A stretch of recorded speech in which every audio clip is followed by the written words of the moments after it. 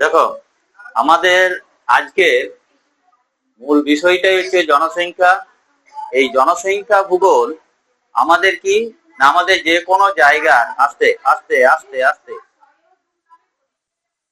জনসংখ্যা ভূগোল আমরা কেন জানবো বা জনসংখ্যা আসলে কি সেটা আগে জানার চেষ্টা করি, তারপর আমরা জনসংখ্যা ভূগোলটা কি বা এটা সম্পর্কে আমরা তবে যে আমরা ধারণা পাবো। দেখো, এখানে আমরা একটা পড়ছি যে জনবিস্ফোরণ বা কনসেপ্ট অফ ডেমোগ্রাফি, এটা কিন্তু লেখা আছে। আসলে জনসংখ্যা হচ্ছে, আমরা ইংরেজি যার আক্ষরিক নাম হচ্ছে পপুলেশন। তো জনসংখ্যাকে ইংরেজিতে বলা হয় পপুলেশন।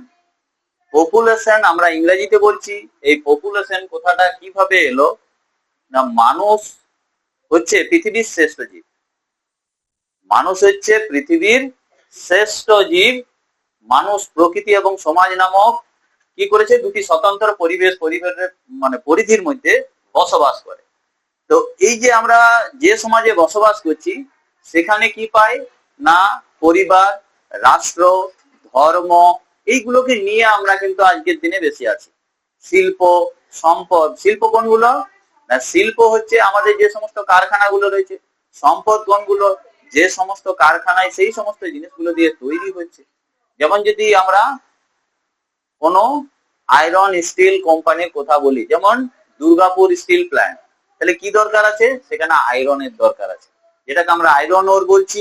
তাহলে এই সমস্ত জিনিসগুলো কিন্তু আমাদের প্রত্যেকটা জনসংখ্যার সাথে যুক্ত। কেন আমাদের দরকার এই শিল্প কলকারখানা, কেন দরকার না, জনসংখ্যার যতক্ষণ না আয় বৃদ্ধি করব ততক্ষণ পর্যন্ত সেই জায়গায় পপুলেশন ডেভেলপ হবে নাই, অর্থাৎ জনসংখ্যা বিস্তার ঘটবে নাই। তাহলে প্রথমত আমরা কি না, পৃথিবীব্যাপী অধিকাংশ সংঘবদ্ধ ভাবে বসবাস করে, মানে পৃথিবীতে সবাই কিন্তু সংঘবদ্ধ ভাবে এরা বসবাস করে মানুষ।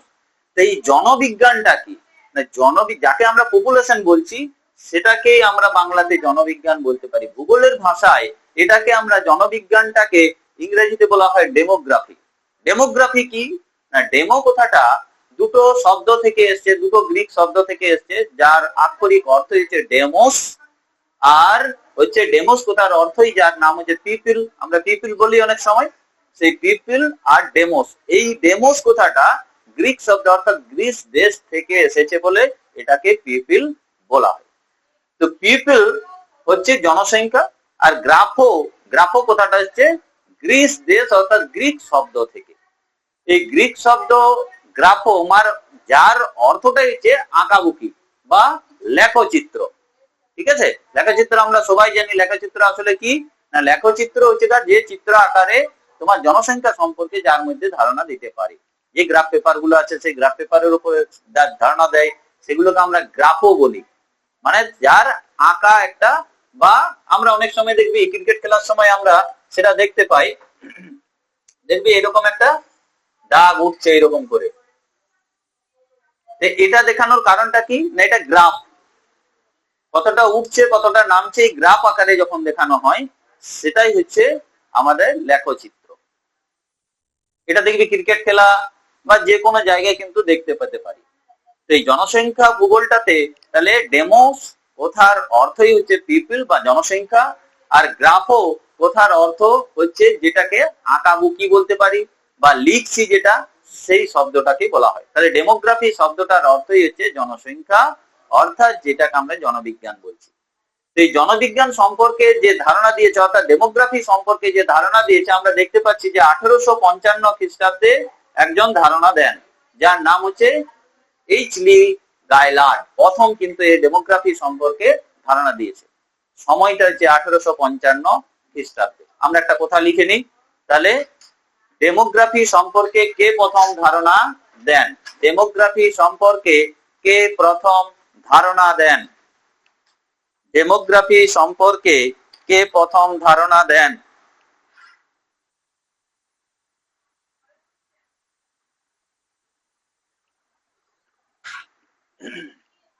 ডেমোগ্রাফি সম্পর্কে কে প্রথম ধারণা দেন?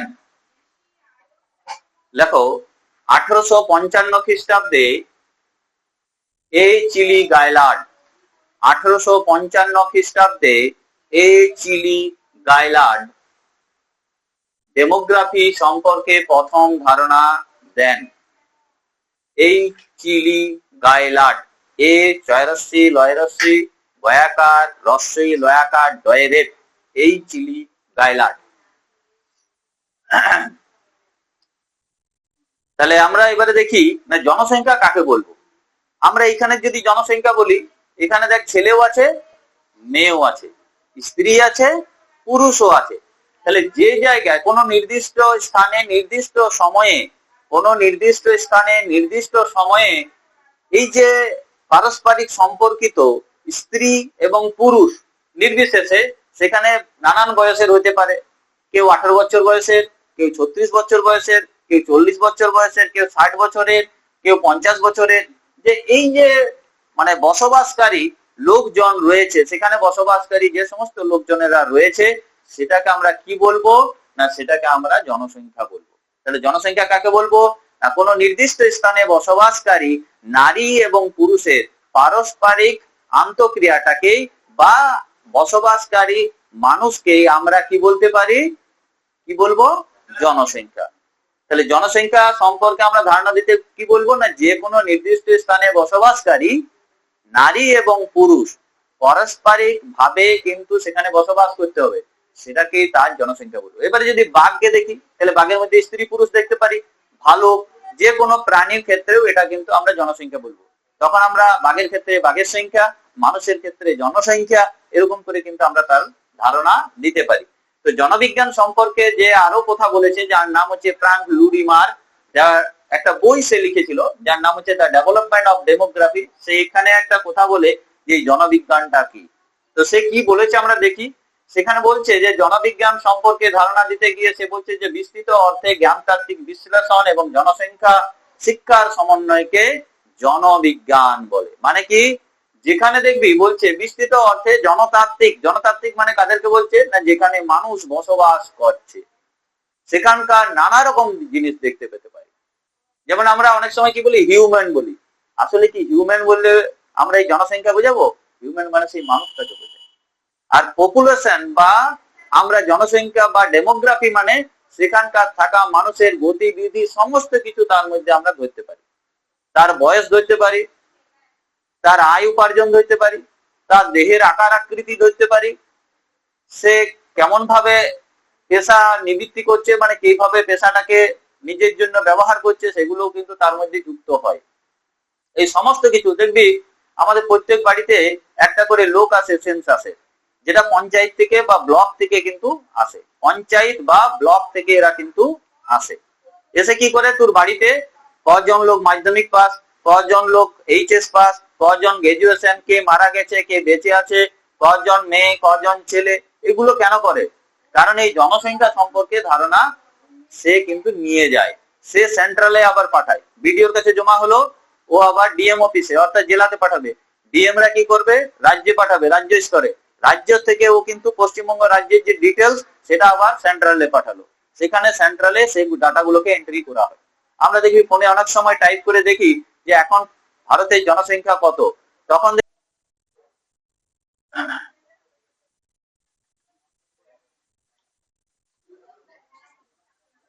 এই উন্নয়নশীল দেশে, ভারতের মতো উন্নয়নশীল দেশ যেটা, সেখানে এত বেশি পপুলেশন। আবার দেখ তোর যেগুলো প্রথম পর্যায়ের দেশ, যেমন আমি বললাম সোমালিয়া, রোমালিয়া, জাম্বিয়া, এই যে জায়গাগুলো রয়েছে সেখানে লোক সংখ্যা প্রতিদিন বাড়ছে, আবার প্রতিদিন মরেও যাচ্ছে। হয়তো 50 জনা জন্মাচ্ছে, 50 জনা মরে যাচ্ছে। কারণ কি, সেখানকার শিক্ষা ব্যবস্থা, সেখানে স্বাস্থ্য ব্যবস্থা, সেখানে সমস্ত কিছু খারাপ, অর্থাৎ অনুন্নত। সেই জন্য কি হচ্ছে, সেই অনুন্নত থাকার কারণে সেখানে লোক সংখ্যা ধীরে ধীরে মৃত্যুর দিকে ঢলে পড়ছে। আমাদের যদি এখানে স্বাস্থ্য ব্যবস্থা যদি ভালো না হয়, তাহলে মানুষ মারা যাবে, মারা যাবে না। যেমন এমন একটা দেশ যেটা হচ্ছে ইতালি, ইতালির স্বাস্থ্য ব্যবস্থা ভালো। যেমন হচ্ছে মোনাকো, একটা দেশ আছে যেটাতে প্রতিদিন মানুষের আয়, মানে প্রতি মাসেই ধর না, প্রতি মাসে মানুষের এক একটা আয় হচ্ছে 1 কোটি টাকা করে। এবং লোকগুলোর আয়ু হচ্ছে গা 90 বছর করে, মানে এক একটা লোক মোটামুটি 90 বছর করে বাঁচে। আর আমরা বলছি 60 বছরে অনেক বুড়ো হয়ে গেলাম রে।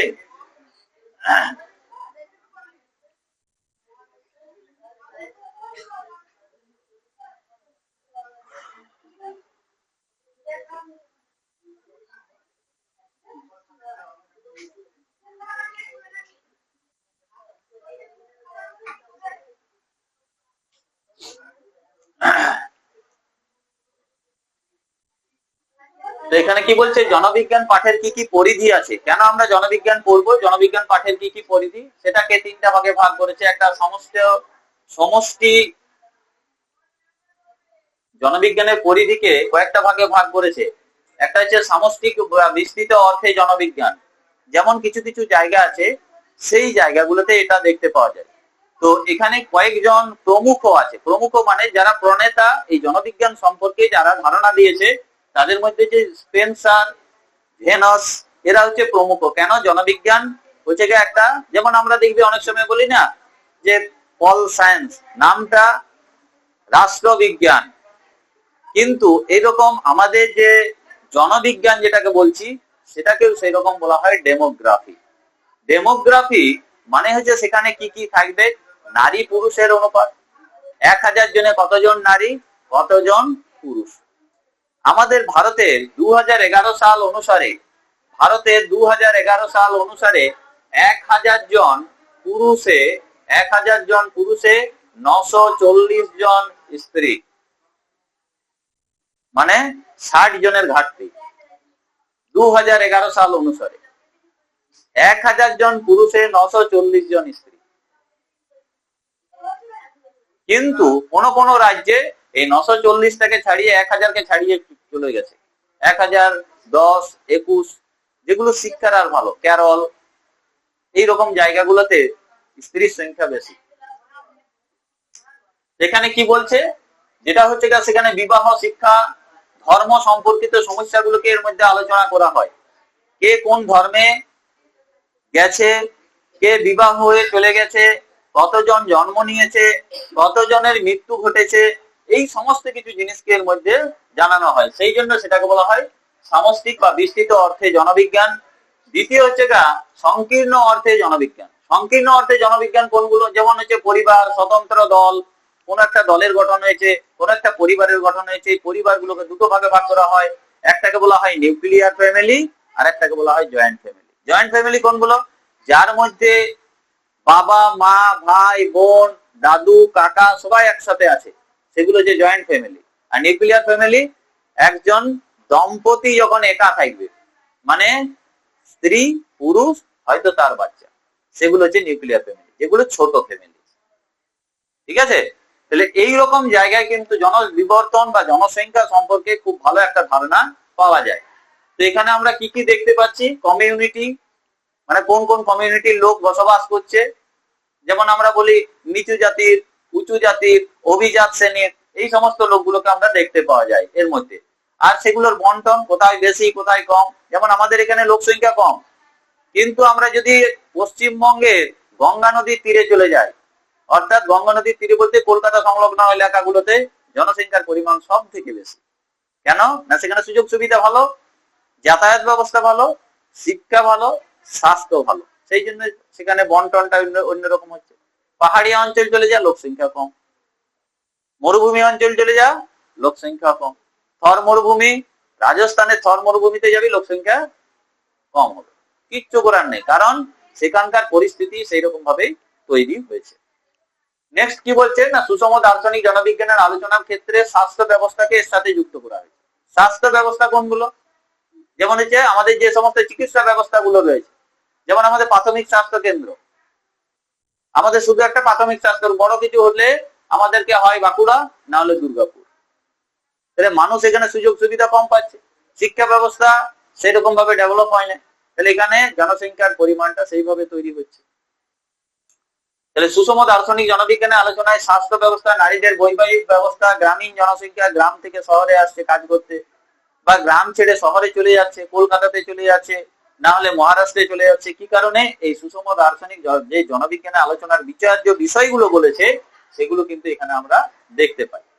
তো এই জন্য একটা 1085-তে একজন জনসংখ্যার লোক এসেছিল, মানে জনবিজ্ঞানের একজন কথা বলেছিল, যার নাম আমরা এখানে দেখতে পাচ্ছি প্রথমে, যে নেপোলিয়ান বোনাপার্ট, যে কোড নেপোলিয়ান, সে কিন্তু এই সম্পর্কে ধারণা দিয়েছিল। সে কি ধারণা দিয়েছে না, এই যে জনবিজ্ঞান বা জনসংখ্যা সম্পর্কে একজন ধারণা দিয়েছিল, যে ঐতিহাসিক বা ইতিহাসের পাতায় যাকে আমরা পড়েছি, যার নাম হচ্ছে নেপোলিয়ান বোনাপার্ট। এই 1085 খ্রিস্টাব্দে এই কিন্তু প্রথম ধারণা দেয়, এবং সেখানে প্রতিটি গ্রাম, শহর, সম্পত্তি, আয়, উপার্জন সমস্ত কিছুকে নিয়ে এ কিন্তু বলে। এছাড়া বিখ্যাত জনবিজ্ঞানী যারা রয়েছে, যেমন ভিদাল ডি লা গ্লাস, ঠিক আছে, টি ওয়ার্থা, ব্রুনেস, জন ক্লার্ক, এরাও কিন্তু জনবিজ্ঞান সম্পর্কে ধারণা দিয়েছে। ঠিক আছে। আর জনবিজ্ঞানের উদ্দেশ্য কেন, কেন জনবিজ্ঞান আমরা পড়তে চাইছি, বা কেন আমরা জনবিজ্ঞান সম্পর্কে আমরা ধারণা পাচ্ছি না, এটা যদি আমাদেরকে দেখতে যেতে হয়, তাহলে জনবিজ্ঞানের যে উদ্দেশ্য সেটাকে আমাদের লক্ষ্য রাখতে হবে। না, জন্ম মৃত্যু সম্পর্কে আমি ধারণা পেতে পারি, কতজন জন্মালো, কতজন মৃত্যু ঘটলো। আর অভিবাসন প্রবাসন সম্পর্কে ধারণা পেতে পারি, কতজন এসেছে, কতজন চলে গেছে, এই সম্পর্কেও কিন্তু আমরা সেখান থেকে ধারণা পেতে পারি। আর জনবিজ্ঞানের মূল আলোচ্য বিষয়টা কি, কেন আমরা জনসংখ্যা ভূগোলের সাথে আমরা কেন যুক্ত হব, জনসংখ্যা কেন পড়ব না, কারণ হচ্ছে সেখানে সিদ্ধান্তের একটা তাত্ত্বিক বিষয় সম্পর্কে ধারণা দিতে গিয়ে বলে যে, একটা যদি আমরা পিরামিড আমরা দেখেছি, আমরা একটা যদি আমরা দেখি পিরামিড, তাহলে পিরামিডের ধর এই অংশটাকে যদি আমরা মাঝটাকে দুটো ভাগে ভাগ করলাম, এই দিকটাতে আমাদের স্ত্রী আর এই দিকটাতে আমাদের পুরুষ। এবারে এর মধ্যে বয়সের কিছু ডিফারেন্স আমরা পাবো। ধর আমরা বলছি 1 থেকে 18, এটাতেও 1 থেকে 18 কতগুলো মানুষ বসবাস করছে। এই প্রকারভেদটা নিচের যে চওড়া যত হবে, তার মানে তার লোক সংখ্যা তত বেশি। তাহলে পিরামিডের থেকে একটা ধারণা পেতে পারি সেখানে কতজন স্ত্রী এবং কতজন পুরুষ বসবাস করছে, সেটা কিন্তু এই পিরামিড চিত্র অর্থাৎ জনসংখ্যা ভূগোলে আমরা বুঝতে পারি। যেমন আমি তোকে বললাম যে 2011 সালে অনুসারে যে আদমশুমারি হয়েছিল বা সেন্সাস হয়েছিল, সেখানে কিন্তু বলছে যে 1000 জন পুরুষে 940 জন স্ত্রী, মানে 60 জনের এখনো মেয়েদের ঘাটতি রয়েছে। কারণ কেন না, তখন হয়তো শিক্ষার আর ঘরে ছিল না, মেয়েদের সম্পর্কে সচেতনতা ছিল না, মেয়েদেরকে যে শিক্ষা ব্যবস্থার সাথে যুক্ত করতে হবে, যে মেয়েদের একটা গুরুত্ব আছে সমাজে, সেটা সম্পর্কে হয়তো ধারণা ছিল না। এখানে বলছে সেই সমস্ত জিনিসগুলোকে, যেমন হচ্ছে বয়স কাঠামো, শ্রম শক্তি, কে কেমন আয় উপার্জন করছে, দেখবি কেউ হয়তো কৃষিকাজের উপর নির্ভর করছে, কেউ হয়তো কলকারখানায় কাজ করছে, সেই সমস্ত জিনিসগুলো কিন্তু আমরা এই জনসংখ্যা ভূগোল থেকে বা জনবিজ্ঞান থেকে আমরা ধারণা পেতে পারি। কি কি ধারণা পেতে পারি? আয় উপার্জন, বয়স, জন্ম, মৃত্যু, স্ত্রী, পুরুষের কাঠামো, এটা কিন্তু পেতে পারি। এবারে সেখানের এই সমস্ত জিনিসগুলো দেখলে তুই বুঝতে পারবি যে সেই দেশটার কেমন আয় উপার্জন হচ্ছে বা সেই দেশটার কেমন ডেভেলপ হচ্ছে। এটা কিন্তু সব থেকে আগে। যেমন দেখবি তুই, তোর বাড়িতে তোর বাবা রোজগার করে 10,000 টাকা, বাড়িতে যদি 10 জন লোক হয়, তাহলে মাথা পিছু আয় কত হলো? 10 ইন্টু 10, 10,000 ইন্টু 10, তার মানে প্রতিজনের আয় হয়ে গেল 1,000 টাকা করে। তাহলে স্বাভাবিকভাবে আয় উপার্জনের পরিমাণ কম। আর যদি 10 জনাই 10,000 টাকা করে আয় উপার্জন করতো, তাহলে তার রোজগারের আয়টা বেশি হতো, তাহলে 1 লাখ হয়ে যেত। একই রকম মানে আয় উপার্জনটা তোর, এই যে আমরা অনেক সময় দেখবি ব্লকে বা পঞ্চায়েতে আমরা কি করি, একটা ইনকাম সার্টিফিকেট নিতে যাই। ইনকাম সার্টিফিকেট নেওয়ার কারণটা কি না, ইনকাম সার্টিফিকেটটা তোর বাৎসরিক ইনকাম বা মান্থলি ইনকাম কত, সেটার উপরে নির্ভর করে সে কিন্তু সার্টিফিকেটটা দেয়। সার্টিফিকেটটা দেওয়ার কারণটা কি না, তোমার যে মান্থলি ইনকাম, সেটা কিন্তু তোমার বাবার মান্থলি ইনকাম থেকেই কিন্তু ডিভাইড করা হয়। তাহলে এই কাঠামোগুলো কিন্তু সেখান থেকে পাওয়া যায়। এবারে দেখবি যে সেন্সাস নিতে এসছে, সে কিন্তু জিজ্ঞাসা করবে যে তোমাদের বাড়িতে কে রোজগার করে, কে চাকরি নয়। যেমন আমাদের মায়ের ক্ষেত্রে কি করে, না মারা হচ্ছে হাউস ওয়াইফ, মানে ঘরের গৃহকর্মী, তাহলে ওর আয় উপার্জন নাই, নীল। সে কিন্তু তার স্বামীর টাকার উপরেই আয় উপার্জনটাকে শো করাবে, মানে দেখাবে। এটা কিন্তু আমরা দেখতে পাই। বা আর্থ সামাজিক একটা জায়গা তৈরি হয়। অর্থের ব্যাপারটা যদি সবাই রোজগার করে তাহলে সেই সমাজ ব্যবস্থাটা উন্নত হবে, অর্থ উন্নত, অর্থ অনেক বেশি আসবে খাতে, তাহলে সেখানকার ডেভেলপ সব থেকে জলদি হবে নাকি। আর কি বলছে এখানে দেখি আমরা। নেক্সট বলছে ভৌগোলিক সংজ্ঞা বা জনবিজ্ঞান সম্পর্কে, না জনসংখ্যা পরিবেশ, কেমন পরিবেশে বসবাস করছে মানুষ। আঞ্চলিক ভিত্তি ও সাংস্কৃতিক পরিবেশ, নানান আঞ্চলিক ভিত্তি এবং জনসংখ্যার যে ঘনত্ব, ঘনত্বটা কি না, ঘনত্ব হচ্ছে কোন একটা নির্দিষ্ট অঞ্চলে, অর্থাৎ 101 কিলোমিটার বাই 1 কিলোমিটার, ধর আমরা বলছি,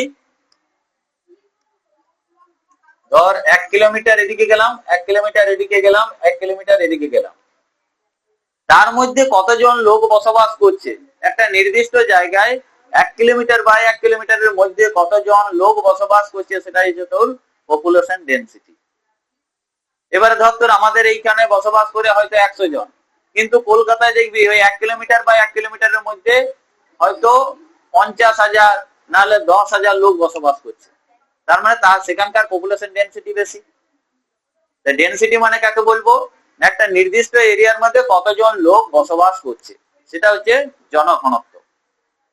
ঠিক আছে, তাহলে একটা নির্দিষ্ট এরিয়ার মধ্যে কতটা জায়গা জুড়ে সে বসবাস করছে সেটাকে বলা হয় জনঘনত্ব। নেক্সট কি না, জনসংখ্যার বস্তি ক্ষেত্র, কাঁচা বাড়ি কটা আছে, পাকা বাড়ি কটা আছে, এটা কিন্তু লিখতে আসে দেখবি। কাঁচা বাড়ি বস্তি ক্ষেত্র মানে হচ্ছে বস্তির অনেক রকম আছে, কিছু হচ্ছে খাপড়ার ঘর, খাপড়া মানে ওই দেখবি টালি চাল, না হলে অ্যাডভেস্টারের ঘর, না হলে খড়ের ছাউনি, ঠিক আছে, না হলে তিরপলে ঢাকা, এই যে যেগুলো সেগুলো হচ্ছে বস্তি ক্ষেত্র। মানে ওখানে জঞ্জাটটা খুব বেশি হয়, মানে একটার সাথে ঝগড়া ঝামেলা, ঘর বাড়ি দেবি পাকা ঘর গাড়ি সেখানে কিন্তু থাকে না বসতি গুলোতে। এই ঝুপড়ি গুলো কিন্তু আমরা কোথায় দেখতে পাবো, রেল লাইনের ধারে বেশি দেখতে পাবো। শহরাঞ্চলে দেখবি রেল লাইনের ধার গুলোতে বেশি ঝুপড়ি হয়, নানা রকমের লোক এসে বসবাস করতে শুরু করে সরকারি জায়গাগুলোতে, এইগুলো কিন্তু সব থেকে বেশি দেখতে পাওয়া যায়। আমাদের মেজিয়াতে কোথায় দেখতে পাবো, এই স্কুল মোড়ের কাছে দেখবি অনেক ঘর বাড়ি বসবাস করেছে না, তাহলে ওইগুলো হচ্ছে এক প্রকারের বসতি। কিন্তু এখন আবার অনেকে কংক্রিট করে নিচে ঘর, তার মধ্যে কাঁচা পাকে বাড়ি, অনেকে দেখবি ছাউনি দিয়ে রেখেছে, এগুলো হচ্ছে বসতি ক্ষেত্র। এই বসতি ক্ষেত্রগুলো কিন্তু জনসংখ্যা ভূগোলের সাথে সম্পর্কযুক্ত। তাহলে ঘর বাড়িও হচ্ছে জনসংখ্যার সাথেই সম্পর্কযুক্ত, ঘর বাড়িটাকে আলাদা করে তুমি বলতে পারো। আর হচ্ছে কি না, সমাজবিজ্ঞান হিসাবে জনবিজ্ঞানের কিছু গুরুত্ব আছে, যেখানে সমাজবিজ্ঞানের যাবতীয় বিষয়বস্তু গড়ে এবং জনবিজ্ঞানের রীতিনীতি পর্যালোচনা করা হয়। সামাজিক এবং বিজ্ঞানে জনবিজ্ঞানের বিশেষ প্রাসঙ্গিক, সমাজবিজ্ঞানের উদ্দেশ্য উন্নত জীবনযাত্রার নিশ্চয়তা প্রদান করে, মানে কি তোকে কিন্তু উন্নতি প্রদান করবে, যত বেশি সেখানে বসবাস হবে সেখানকার ডেভেলপ বেশি। দেখ আমাদের এখানে জনসংখ্যা কম, সেই জন্য পঞ্চায়েতের, রানীগঞ্জ চলে যা জনসংখ্যা বেশি, মিউনিসিপ্যালিটি এরিয়া, মানে কি জনসংখ্যা বাড়বে, তোর যে স্ট্রাকচার কাঠামো সেটাও কিন্তু চেঞ্জ হবে। এখানে তুই যে কেউ ঘর বাড়ি বানিয়ে দিতে পারে, পারমিশন নেওয়ার প্রয়োজন নাই, কিন্তু রানীগঞ্জে তুই একটা ঘর বাড়ি বানাতে গেলে পারমিশন নিতে হবে, কার কাছে নিতে হবে, মিউনিসিপ্যালিটির কাছে। মানে ওইখানে কিন্তু অনেক রকম অসুবিধা আছে, সেই জন্য এরকম ব্যবস্থা তৈরি হয়েছে। তাহলে অর্থনৈতিক জনবিজ্ঞানে কি কি গুরুত্ব, না জনসংখ্যার অর্থনৈতিক উন্নয়ন হতে পারে, জনসংখ্যার উৎপন্ন কৌশল হতে পারে, জনসংখ্যার হার ও সমাজ অর্থনীতি, জনপ্রীতির যে জনসংখ্যা রয়েছে তার আয় বৃদ্ধি, সঞ্চয়, উৎপাদনশীলতা, বেকার সমস্যার সমাধান। আমাদের যেমন এখন মাননীয় প্রধানমন্ত্রী তোদেরকে এখন যারা যুব সাথী তাদেরকে 3,000 টাকা করে কি করছে, কেন দিচ্ছে, এটা বেকার সমস্যার সমাধান। আয় কমে গেছে, যখনই তোর মানে আয় উপার্জন বেড়ে যাবে তখন এই বেকার সমস্যা জন্য যে 3,000 টাকা করে দিচ্ছে সেটা কিন্তু কমিয়ে দেবে। এই স্কলারশিপ তোদেরকে কেন দিচ্ছে, মোবাইল ফোন কেন দিচ্ছে, পড়াশোনার জন্য যে কন্যাশ্রী K2 কেন দিচ্ছে, যাতে তারা পড়াশোনার সাথে সংযুক্ত হতে পারে। মিড ডে মিল কেন দেওয়া হচ্ছে, এটা হচ্ছে পরিকল্পনা। কি কারণে, না তোমাকে শিক্ষার আওতায় নিয়ে আসা। কেন নিয়ে আসবে, না অনেক বাড়িতে খাওয়া দাওয়া নাই, অনেক বাড়িতে খাওয়া দাওয়া নাই, মানে তার বাচ্চাটাকে কাজে পাঠালে তবে যে যে রোজগার করবে তারপরে সে খেতে পাবে, তাহলে সেই স্কুলে যাবে কি করে, স্কুলমুখী হবে কি করে? তাহলে সেই জন্য মিড ডে মিল প্রকল্প, মধ্যাহ্ন ভোজন প্রকল্প, এরকম একটা প্রকল্প হয়েছে। এই কন্যাশ্রী আজকের নয়, কন্যাশ্রী বহু কাল থেকেই চলছে।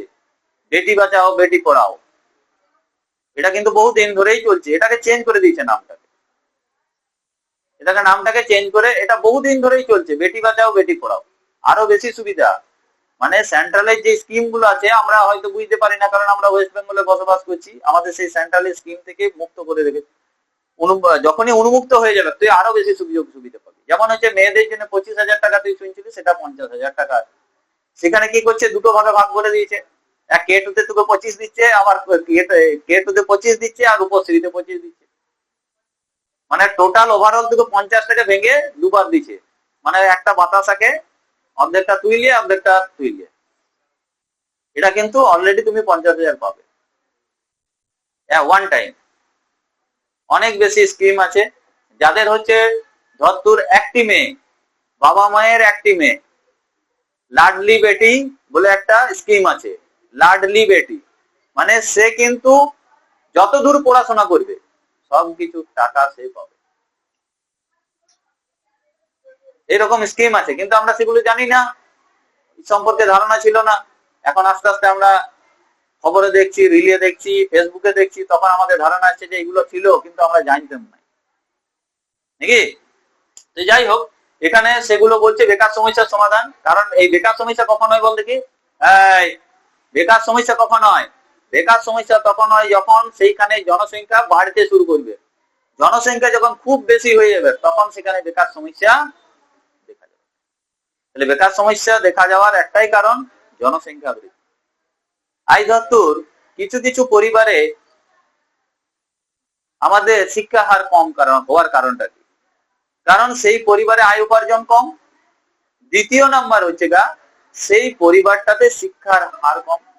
তার মা বাবা যদি পড়াশোনা না জানে, ওর ছেলে মেয়েকে কখনোই পড়াশোনা করাতে চাইবে।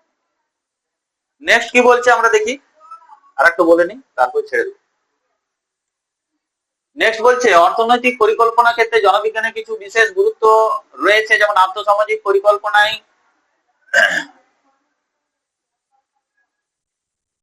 যেটা বলছে সব দেশে উন্নয়নের জন্য দরকার হয় অর্থনৈতিক পরিকল্পনা। আমি বলেছিলাম এইদিকে ঘুরে বসে, সব দেশেরই উন্নয়নের জন্য অর্থনৈতিক পরিকল্পনা দরকার, যেমন অর্থসামাজিক পরিকল্পনা, মানবীয় সম্পদের কাম্য ব্যবহার। দেখবে আমাদের এই সমস্ত জায়গাগুলোতে ফ্যাক্টরি কম, কর্মসংস্থান কম। ফ্যাক্টরি বেশি, কর্মসংস্থান বেশি। যেমন অস্ট্রেলিয়া, নরওয়ে, মোনাকো, এই যে জায়গাগুলো বলছি, এগুলো এত বেশি ইনকাম কেন? তুই মনে করলি যে স্যার 1 কোটি টাকা মাসে, 1 কোটি টাকা। কারণটা কি? লোক সংখ্যা কম, সম্পদের পরিমাণ বেশি। বুঝতে পারছিস? যেমন জার্মানিতে তোকে কিন্তু ওইখানে সরকার তোকে আলাদা করে বলছে তুমি যাও না, তোমাকে কিন্তু আমি এখানে টাকা দেবো, তবু তোমাকে থাকতে হবে, কোথাও যাওয়ার দরকার নাই, তোমাকে 5 লাখ টাকা করে দেবো প্রতি মাসে। কারণ কি? ও যদি চলে যায় ওই দেশে লোক সংখ্যা কমে যাবে, তাহলে সম্পদ গুলো ব্যবহার করবে কে? কয়লা কাটবে কে? কে ফ্যাক্টরিতে কাজ করবে? এরকম লোককে কিন্তু ডেকে ডেকে নিয়ে আসে। এগুলো কিন্তু দেখতে হবে। আর কি? খাদ্যের যোগান। জনসংখ্যার সাথে খাদ্যের যোগান কিন্তু একটা বিরাট জায়গা। দুবেলা দু মুঠো খেতে পাই না, সেই জন্য মিড ডে মিল প্রকল্প। শিক্ষার সাথে যাবে কি করে? আগে তো ওর পেটটাই ভরলো নাই, তাহলে জ্ঞানটা নিয়ে ওর হবে কি? তাহলে ওটা তো, শিক্ষাটা হচ্ছে পরে। আগে আমার পেট ভরাও, তারপর আমি শিক্ষা নেব, বলে না? আগে আমার পেটে দিলাম না, আর সব শিক্ষার কথা বলছেন। ঘর চলছে না আর আপনি শিক্ষার কথা বলছেন। আগে ঘরটা চলুক, সেই জন্য মিড ডে মিল প্রকল্প। তো এখানে কি বলছেন? সঠিক জনসংখ্যা পরিকল্পনা কার্যক্রম সঠিকভাবে রূপায়ণে সম্ভব হয় অর্থনৈতিক অনুযায়ী মানব কল্যাণ সাধনের সঠিক সিদ্ধান্ত অধ্যয়নে খুব জরুরি হয়। বিজ্ঞান হিসাবে জনবিজ্ঞানের মানবীয় সত্তার সৃষ্টির অন্যতম হলো বিজ্ঞান। মানে আমাদের যে জনবিজ্ঞান, মানুষ কিভাবে এলো, কিভাবে তৈরি হলো, নিরক্ষীয় অঞ্চলে মানুষরা এত বেশি উচ্চতা বেশি কেন? যেমন ওয়েস্ট ইন্ডিজ, শ্রীলঙ্কা, মায়ানমার, এইগুলোতে লোক সংখ্যা দেখবি অনেক বেশি। কারণটা কি? লোক সংখ্যা বেশি হওয়ার কারণ শিক্ষা কম, ওদের মধ্যে শিক্ষা আর কম, এবং লোক সংখ্যা বাড়ানোরই চিন্তা ভাবনা করে। আর দ্বিতীয় কথা হচ্ছে যে আমাদের এখনো পর্যন্ত ভারতবর্ষে দেখবি ছেলেদের সংখ্যা বেশি হওয়ার কারণটা সবাই হচ্ছে ছেলে সন্তানের সম্ভাব্য চিন্তা ভাবনা তৈরি করে। ঠিক আছে, এইগুলোর জন্য লোক সংখ্যা ধীরে ধীরে ছেলেদের সংখ্যা বেড়ে যাচ্ছে, মেয়েদের সংখ্যা কমে যাচ্ছে। এইগুলোকে দেখতে হবে।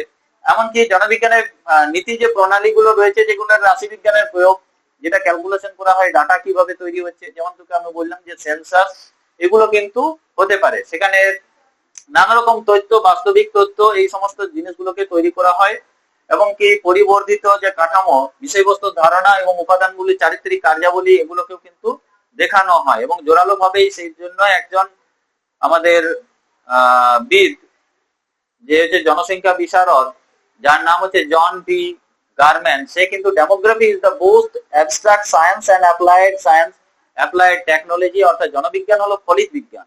ফলিত বিজ্ঞান মানে হচ্ছে আলাদা, ফলিত বিজ্ঞান হচ্ছে প্র্যাকটিক্যালি সেখান থেকে কিছু থট বা চিন্তা পাবি। তো অ্যাপ্লাইড জিওগ্রাফি বলা হয় বা কারিগরি বিজ্ঞান, যেটা হচ্ছে ফলিত, জনবিজ্ঞান হলো ফলিত বিজ্ঞান এবং ফলিত কারিগরি বিজ্ঞান উভয়ে নির্বস্তুক বিজ্ঞান হিসাবে পরিগণিত করা হয়।